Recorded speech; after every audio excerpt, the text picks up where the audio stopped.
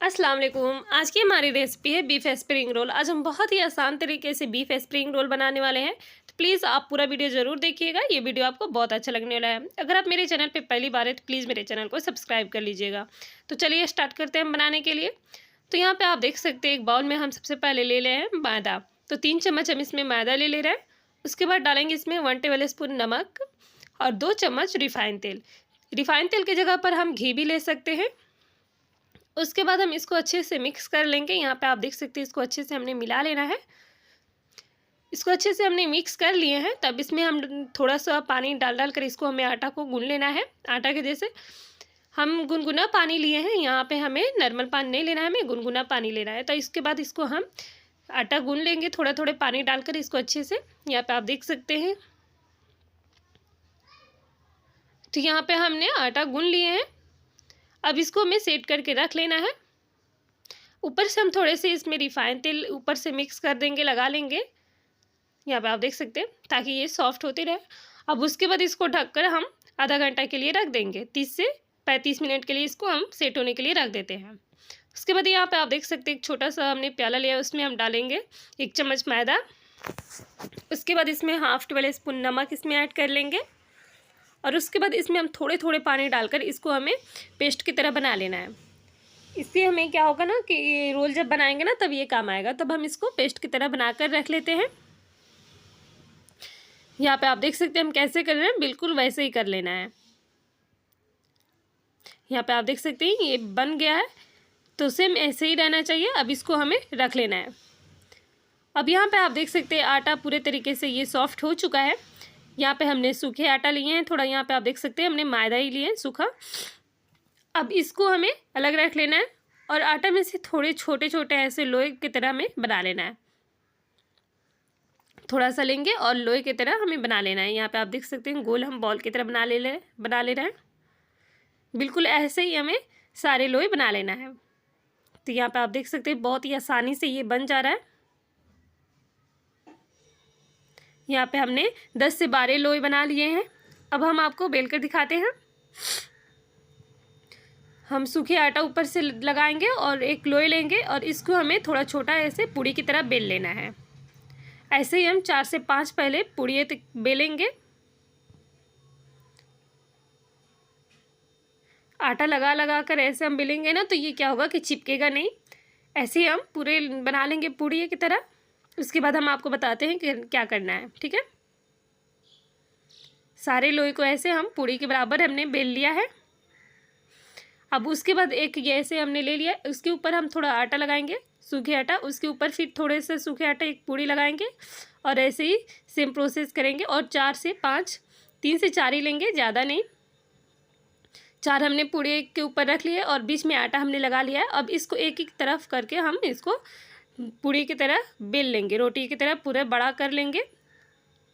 एक के साथ हम 3-4 इसलिए बेल रहे हैं ताकि ये आसानी से पतला भी हो जाएगा और ये बड़ा भी हो जाएगा। तो इसलिए हम इसको अच्छे से बेल ले रहे हैं रोटी की तरह। यहाँ पे आप देख सकते हैं बहुत ही आसानी से ये बेल ले रहे हैं। ये पूरा बड़ा हो चुका है, यानी ये पतला भी हो गया होगा। यहाँ पे आप देख सकते हैं इसको हमने अच्छे से बेल लिए हैं। आगे चलिए देखते हैं हमें क्या करना है। तो यहाँ पे आप देख सकते हैं हमने गैस पे रख लिए तावे और उसके ऊपर थोड़े से हम तेल डाल लेंगे और इसको हम कॉटन या फिर किसी भी कपड़े से हम इसको साफ़ कर लेंगे ताकि ये चिकना हो जाए। उसके बाद इसके ऊपर हम रोटी डालेंगे और यहाँ पे हमें मीडियम और लो फ्लेम के बीच ही रखना है। अब इसको हमें एक एक करके निकाल लेना है। बहुत ही आसानी से ये निकल जाता है। यहाँ पे आप देख सकते हैं हम कैसे कर रहे हैं, बिल्कुल ऐसे ही कर लेना है। ऐसे उलट पलट कर इसको सेकेंगे हल्का और उसको हम निकाल लेंगे। यहाँ पे आप देख सकते हैं बहुत ही आसानी से ये निकल जा रहे हैं। एक एक करके हम सारे रोटी को निकाल लिए। अब यहाँ पे आप देख सकते हैं ये कितने पतले रोटी बेले हैं और इसको हमने निकाल ले रहे हैं बहुत आसानी से।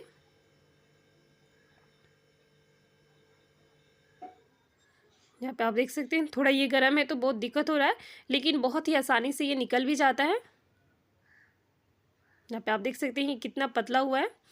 अब इसको हल्का सा सेक कर अब निकाल लेंगे और सेम प्रोसेस करेंगे सारे लोई को, वैसे ही हमें बना लेना है। यहाँ पे आप देख सकते हैं हमने बीफ का कीमा लिया है, यानी बड़े गोश्त का जो कीमा होता है वो हमने लिया है और हल्का सा उसको कूट लिए हैं। उसके बाद इसमें कढ़ाई में हम डालेंगे रिफाइंड तेल, इसको गर्म हो जाने देंगे। उसके बाद डालेंगे एक मीडियम साइज़ प्याज जिसको हमने बारीक सी कट कर लिया, उसको डालेंगे और इसको हम चलाएंगे। इसको हमें गोल्डन ब्राउन करना है, तब इसको हम हल्का चला लेते हैं। पहले हल्का से इसको ब्राउन कर लेते हैं, यहाँ पे आप देख सकते हैं। उसके बाद इसमें हम डालेंगे हरी मिर्च, चाहे तो हम पीस कर भी डाल सकते हैं, हल्का कूट कर। हमने यहाँ पे कट कर लिए हैं पतले शेप में, 5 से 6 हम हरी मिर्च हमने लिया है, उसको हम डाल देते हैं। प्याज के साथ इसको हमें चलाते रहना है और गोल्डन ब्राउन कर लेना है, ठीक है।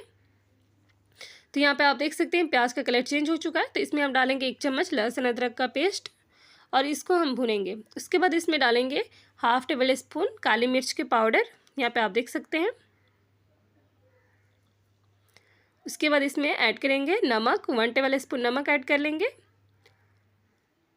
थोड़ा सा और हम ले लेते हैं नमक, आप अपने अनुसार ले सकते हैं नमक, ठीक है।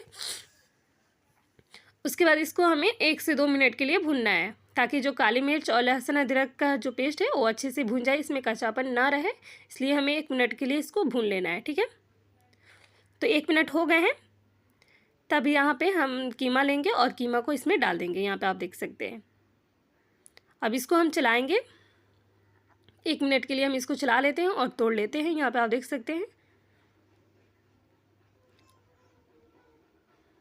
इसको अच्छे से चला लेंगे, मिक्स कर लेंगे। उसके बाद ढककर इसको हम 10 से 15 मिनट के लिए पकने देते हैं। कम से कम हम इसको 10 मिनट के लिए पकाएंगे, क्योंकि ये बीफ का कीमा है तो जल्दी गलता नहीं है, तो इसलिए हम इसको 10 मिनट के लिए पका लेते हैं। तो यहाँ पे आप देख सकते हैं 10 मिनट हो चुका है, तो हम ढक्कन हटा के चेक कर लेते हैं, देख इसको अब हम चलाएंगे और अच्छे से इसको हमें कूट कूट के बराबर कर लेना है।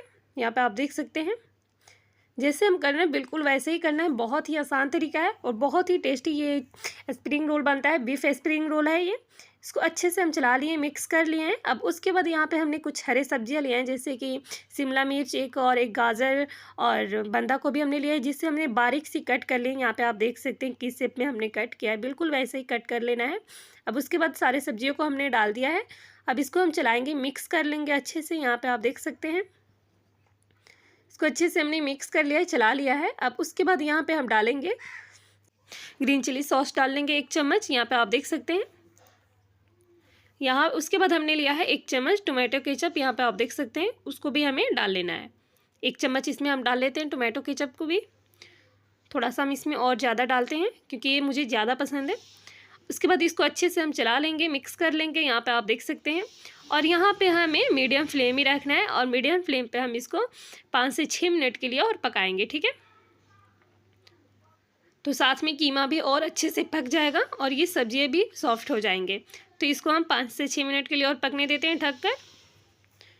5 मिनट हो गए हैं, तो यहाँ पे आप देख सकते हैं। अब इसको हम चलाएँगे, अच्छे से चला लेते हैं, मिक्स कर लेते हैं, यहाँ पर आप देख सकते हैं। अब उसके बाद गैस का फ्लेम ऑफ कर लेंगे। अब मैं दूसरे बर्तन में निकाल कर इसको रख देती हूँ थोड़ा ठंडा होने के लिए। उसके बाद मैं आगे का प्रोसेस आपको बताऊँगी। मैं दूसरे बर्तन में निकाल देती हूँ ताकि ये अच्छे से ठंडा हो जाए, ठीक है। तो यहाँ पे आप देख सकते हैं ये बीफ का जो स्प्रिंग रोल वाला कीमा है ये बन के तैयार है। अब मैं आपको आगे का प्रोसेस बताती हूँ क्या करना है। तो यहाँ पे आप देख सकते हैं हमने स्प्रिंग रोल बनाना शुरू कर दिए हैं। तो यहाँ पे जो हमने रोटी सेके हुए हैं ना, आटे का जो हमने गोंद बनाए थे, यानी जो पेस्ट बनाए थे ना, उसके ऊपर हम लगा लेंगे, ऐसे चारों तरफ फैला लेंगे। यहाँ पे आप देख सकते हैं थोड़ा थोड़ा करके ऐसे हम चिपकाने के लिए इसको हम लगा रहे हैं।